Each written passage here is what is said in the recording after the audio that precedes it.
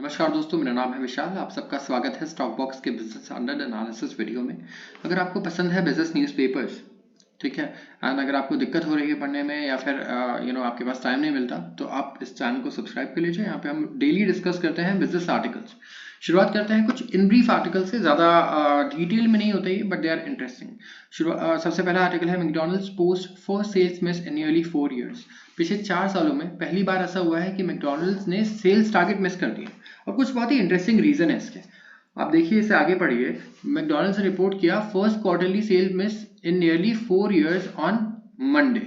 ठीक है, यहाँ पे देखिए वीक सेल्स ग्रोथ कहाँ पे देखने को मिला है। एक तो मिडल ईस्ट में इनकी सेल्स कम हुई है, चाइना में और इंडिया में भी सेल्स ग्रोथ कम हो रही है।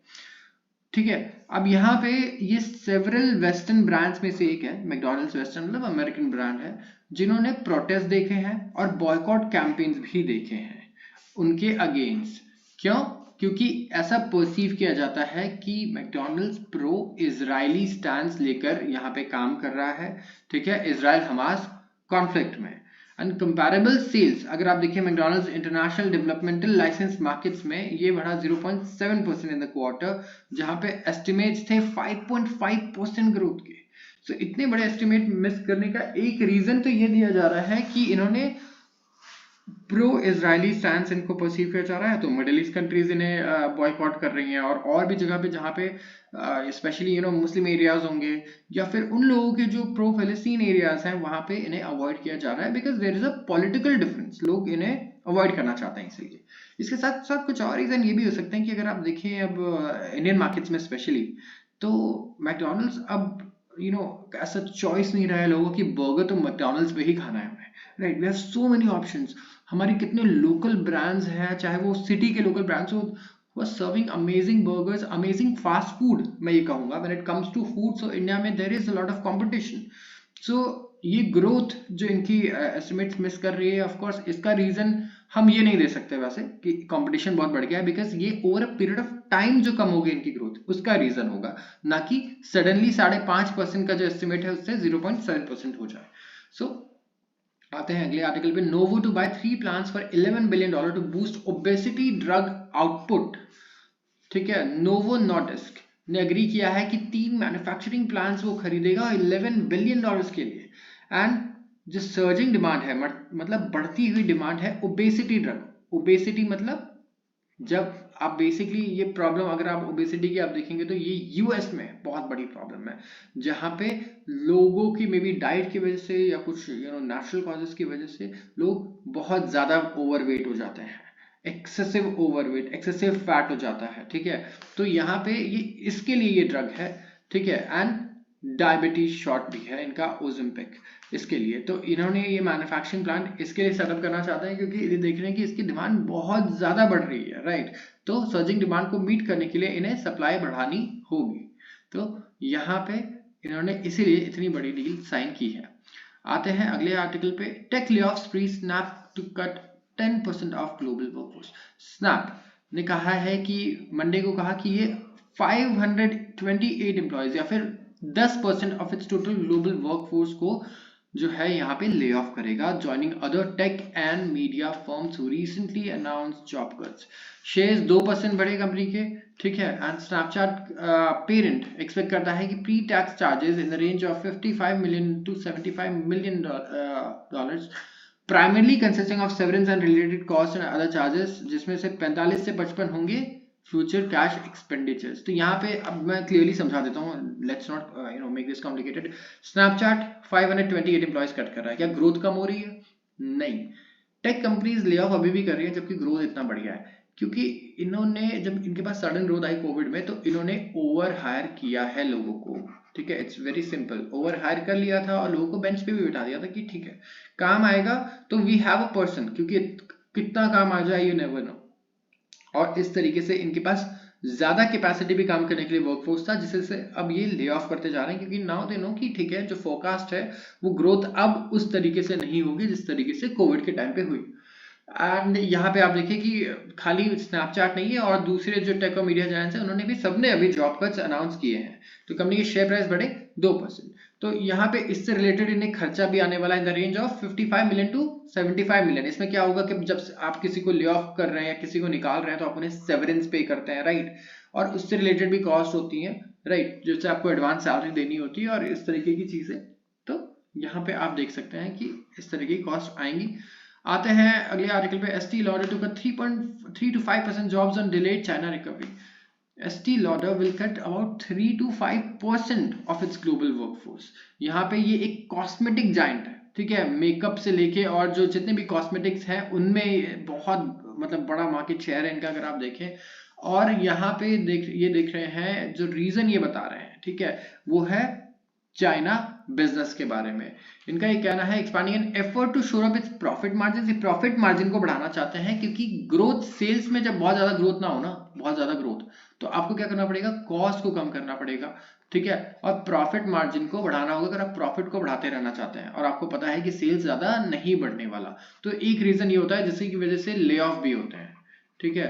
तो यहाँ पे इसीलिए सबसे पहले क्या किया जाता है, ले ऑफ। और यहाँ पे भी आप देखेंगे यही हुआ है। तो ये जो मेकअप ब्रांड ओनर है इन्होंने एक कॉस्ट कटिंग प्लान अनाउंस किया है क्योंकि जो स्पेंडिंग है चाइना में वो अभी करके इतना ज्यादा फायदा है भी नहीं, ठीक है।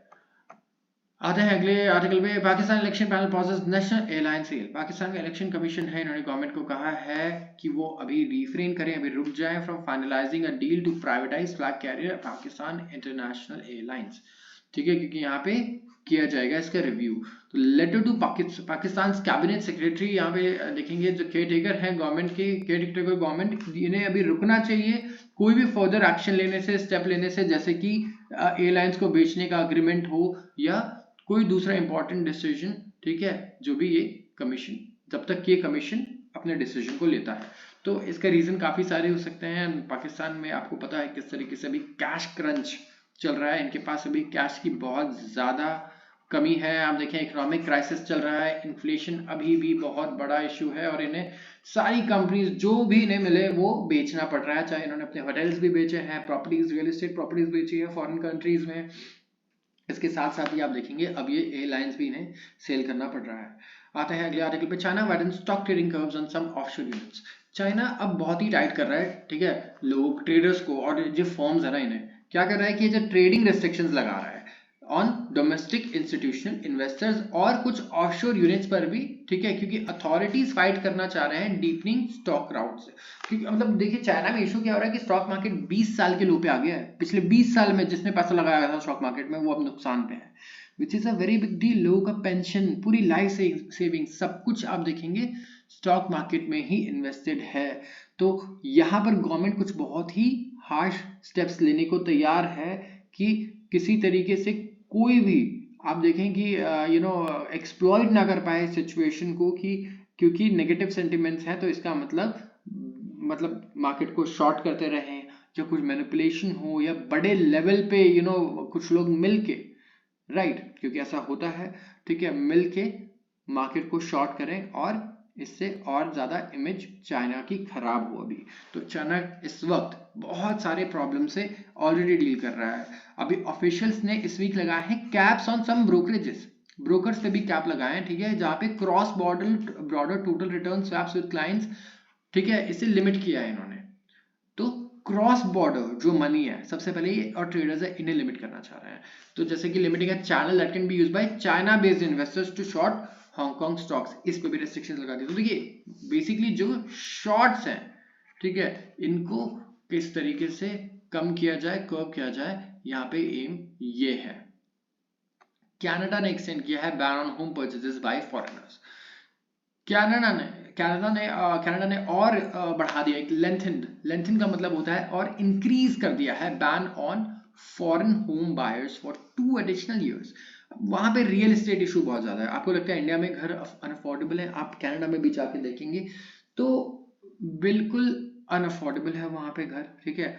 कई लोग सोच भी नहीं सकते कि वो किस तरीके से यहाँ पे घर ले पाएंगे। अगर आप देखें cost of shelter in cities like Toronto और वैंकूवर को अगर आप देख लें, ठीक है, तो यहाँ पे इतने ज्यादा रेट्स हो गए हैं कि कैनेडियंस अफोर्ड नहीं कर पा रहे हैं घर को, चाहे वो 10 साल भी कमाए, सेव करें, तब भी कुछ ऐसा उन्हें फ्यूचर नहीं लग रहा। और यहाँ पे जो प्राइम मिनिस्टर है जस्टिन ट्रूडो, उन्होंने ही अभी प्रोहिबिट किया कि जो नॉन कैनेडियंस हैं ये रेसिडेंशियल स्टेट नहीं लेंगे। 2022 में इन्होंने ये मेजर्स लगाए ताकि प्रॉपर्टी के रेट्स को भी कंट्रोल किया जा सके।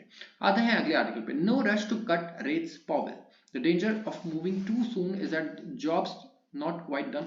अभी जेरोम पॉवेल मैं बता देता हूँ, ये जैसे इंडिया में आरबीआई है, right, reserve bank of India, वैसे यूएस में फेडरल रिजर्व है, वहां का सेंट्रल बैंक, और उनके चेयरमैन जो है वो है मिस्टर पॉवेल, जेरोम पॉवेल।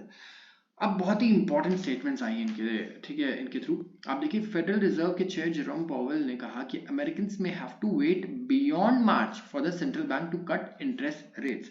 मार्च के बाद तक भी वेट करना पड़ सकता है अमेरिकन्स को अगर उन्हें रेट कट्स देखने हैं। रेट कट्स बेसिकली यहाँ किस कौन से रेट की बात हो रही है? रेपो रेट की बात होती है, ठीक है, जैसे इंडिया में रेपो रेट है। तो इसके कम होने से क्या होगा? लोन सस्ते हो जाएंगे, ठीक है। जब लोन सस्ते हो जाएंगे तो कंपनीज के खर्चे कम हो जाएंगे, उनके प्रॉफिट्स बढ़ जाएंगे। प्लस कंपनीज आगे भी कोई नई कंपनी खोलना चाहती है, फैक्ट्री खोलना चाहती है, उसके लिए लोन लेके वो काम करेगी, राइट, क्योंकि 11% की जगह अगर 6% लग रहे हो तो बहुत ही आसानी से वो ये काम कर सकती है। तो यहाँ पे इस तरीके से आपको देखना है कि इसका इम्प्लीकेशन क्या हो सकता है। स्टूडेंट लोन्स, उनको भी फर्क पड़ेगा, होम लोन्स, इनको भी फर्क पड़ेगा, हो सकता है घर की डिमांड बढ़ जाए, है ना। तो हर चीज लोन से किस तरीके से कनेक्टेड है और किस तरीके से रेट्स को यूज किया जाता है इकोनॉमी को और इन्फ्लेशन को कंट्रोल करने के लिए, आप ये समझ सकते हैं। तो यहाँ पे ऑफिशियल का कहना है कि हम और थोड़ा इकोनॉमिक डेटा देखेंगे, हमको कंफर्मेशन चाहिए कि इन्फ्लेशन 2% की तरफ जा रहा है, हम तभी रेट को कट करेंगे, नहीं तो हम नहीं करेंगे।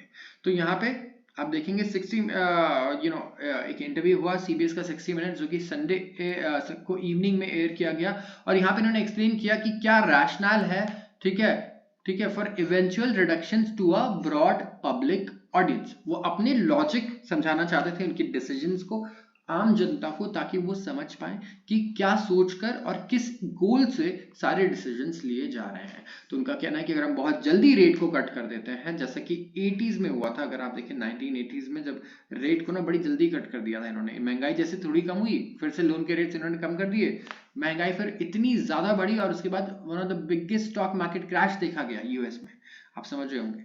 तो यहाँ पर बहुत जरूरी है कि इस तरीके से लोगों को एक्सप्लेन किया जाए कि वो जो भी कर रहे हैं वो क्यों कर रहे हैं और क्या रीजन है। तो इनका ये कहना है, आगे हम जानते हैं कि बहुत ही अच्छी इन्हें रीडिंग्स मिली है, अच्छा डेटा है फॉर द लास्ट 6 मंथ्स, ठीक है, लेकिन somehow turn out not to be a true indicator of where inflation's heading। उनका ये कहना है we don't think that's the case। उनका कहना है कि सबसे लॉजिकल चीज ये होगा कि वो कुछ टाइम दे, डेटा को कंटिन्यू एनालाइज करते रहें कुछ महीने तक कि ये 2% की तरफ जा रहा है और ये टारगेट सस्टेनेबल वे में अचीव हो सकता है, तभी वो डिसीजन लें कि अब रेट्स कट करने चाहिए। और लोगों की भलाई इसमें है, स्टॉक और इकोनॉमी की भी, ठीक है, क्योंकि इन्फ्लेशन कंट्रोल करना फेडरल रिजर्व का सबसे पहला गोल है। तो यहाँ पर आप देखेंगे जब ये कॉन्फिडेंस लेवल इनका उस लेवल पे आ जाएगा, ठीक है, उस पॉइंट पे आ जाएगा कि अब इनके टारगेट्स अचीवेबल है, तो ये जरूर रेट को कट करेंगे। और इसके इम्प्लीकेशंस क्या हो सकते हैं? सबसे पहले तो स्टॉक मार्केट के लिए बहुत बढ़िया न्यूज होगी, मैं आपको पहले बता दूं, जैसे भी वो एक्ट करे, भले वो पहले फैक्टर इन कर ले शायद, लेकिन इनके लिए बहुत ही गुड न्यूज होगी ये, ठीक है। क्यों? क्योंकि जितनी भी कंपनीज हैं, इंडस्ट्रीज हैं, बिजनेस है, वो काम करती है लोन लेकर, तो लोन सस्ता हो जाएगा, तो कॉस्ट, बिजनेस का कॉस्ट कम हो जाएगा, कॉस्ट नीचे आएगा, प्रॉफिट्स ऊपर जाएंगे, ठीक है। और इकोनॉमी, इसे बोलते हैं इकोनॉमी क्या करेगी? एक्सपैंड करेगी। तो ये वर्ड आपको याद रखना है, एक्सपेंशन मतलब बढ़ना, इकोनॉमिक एक्टिविटी बढ़ेगी। तो आज के लिए बस इतना ही। अगर आपको वीडियो पसंद आई हो तो जरूर इसे लाइक करें और चैनल को सब्सक्राइब करना बिल्कुल ना भूलें। धन्यवाद।